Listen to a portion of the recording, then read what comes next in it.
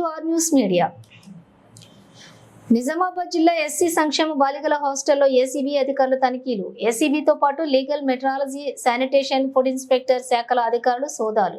ప్రభుత్వం అందిస్తున్న సంక్షేమ ఫలాలు విద్యార్థులకు అందుతున్నాయా లేదా అనే కోణంలో తనిఖీలు చేపడుతున్న అధికారులు హాస్టల్ విద్యార్థులకు నాణ్యమైన భోజనం, పుస్తకాల పంపిణీ, దుప్పట్ల పంపిణీ, పరిసరాల పరిశుభ్రత, వార్డెన్లు అందుబాటులో ఉండటం తదితర అంశాలపై అధికారులు ఆరా తీస్తున్నారు.